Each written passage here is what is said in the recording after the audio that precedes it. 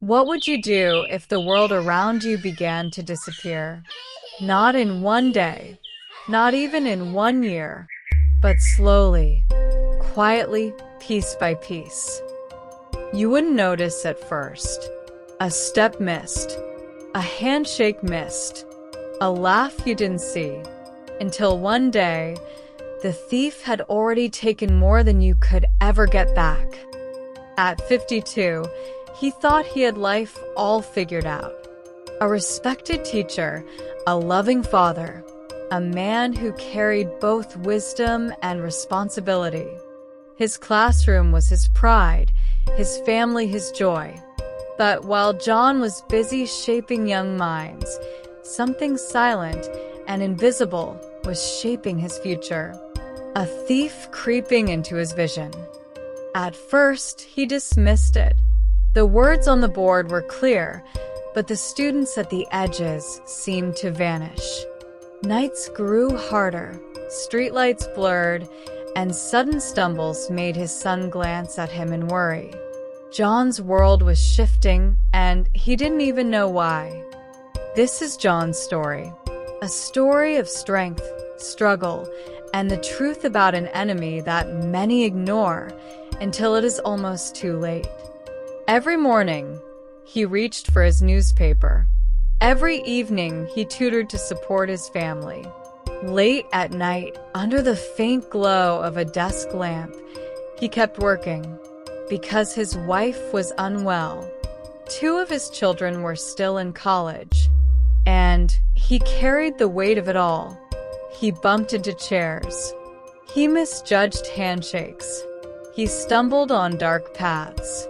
"I'm tired," he told himself. But in truth, the thief was already at work.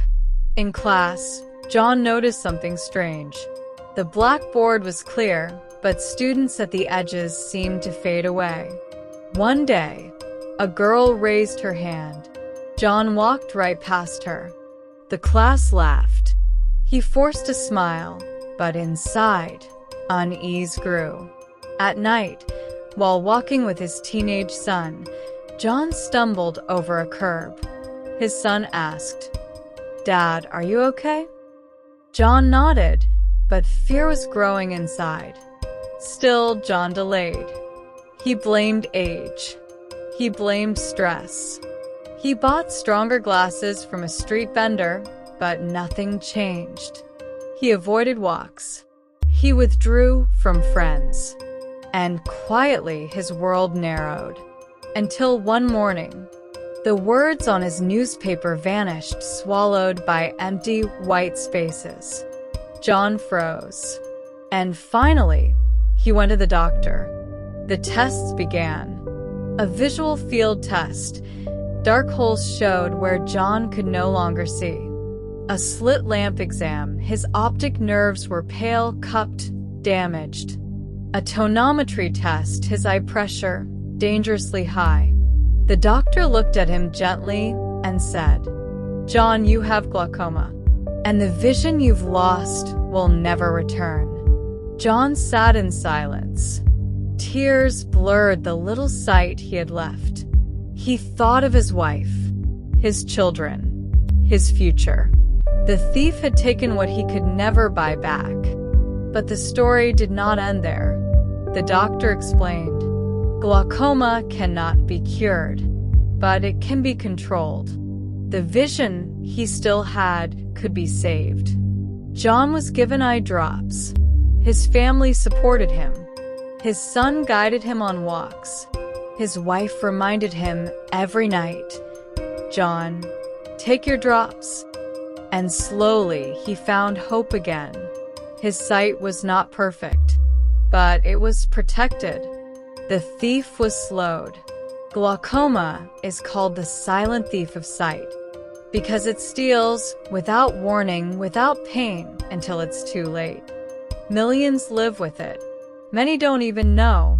But blindness does not have to be your story. Get your eyes checked, especially after 40. Know your family history. Take your treatment seriously, because glaucoma will never knock on your door. It sneaks in quietly. The question is, will you see it coming?